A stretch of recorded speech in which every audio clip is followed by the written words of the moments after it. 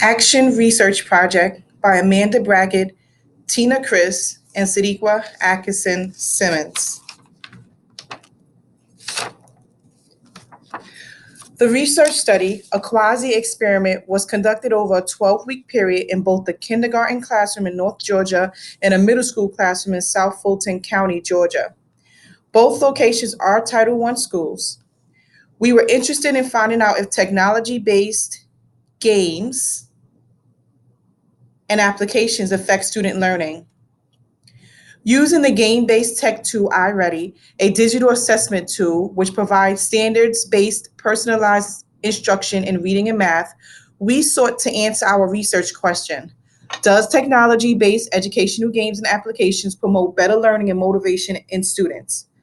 Our study will allow our readers to learn about the use of technology-based educational games and applications and their effectiveness as teaching tools, and it will fill the gap in literature on this topic. While there have been some studies conducted on game-based educational tools, research on the topic is steadily evolving to keep pace with emerging technology. Most of the research we found show that there is an increase in student motivation and achievement. For example, in the research by DeMarcos et al., the researcher used a research design that consisted of one control group and one experimental group. The experimental group was taught with a game-based learning approach, while the other was instructed by the teacher in a more traditional way using studies, slides, and videos. The study showed an increase in student learning when using technology-based games. We use the DeMarco studies as a basis for our kindergarten research.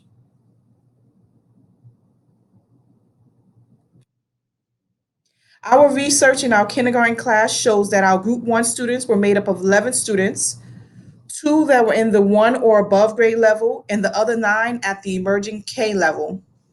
Group two, which was made up of 10 students, all at one grade level below, are the students that received 30 minutes each day on iReady. After the first week, 10 students in group two showed an 80% passing score on the two lessons taken. Group one showed a 63% passing rate in the two lessons taken.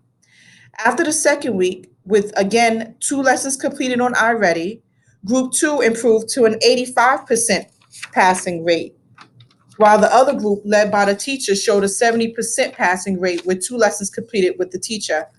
After calculating the two percentages, the iReady group showed an 83% passing score. The teacher led group, after calculation of both percentages, showed a 67% overall passing score. The data presented in the middle school class yielded similar results.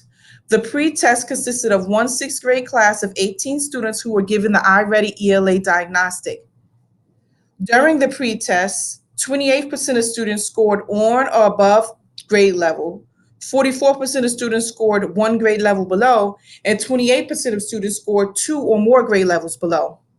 The same students were given a post-test in which the data showed a significant increase in the tested subject areas.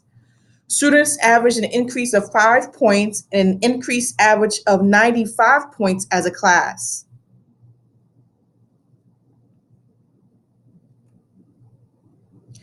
With the statistical data presented, we rejected the null hypothesis as we believe there is conclusive evidence of the positive effect that technology-based games applications have on academic achievement and student motivation. Our research questions has implications. Our research question has been answered, and similarly to DeMarcos et al. 2013, our findings conclude that technology-based games can be used in education to improve student learning outcomes. We noticed via observation that the students also seemed motivated and excited about using the technology-based learning. Though we agree with the DeMarcos et al. Study, currently there is not a lot of literature on the topic of gaming and its impact on student achievement. However, it is our hope that with the increased utilization of technology in the classroom, additional studies will show the positive correlation between the two. Thank you.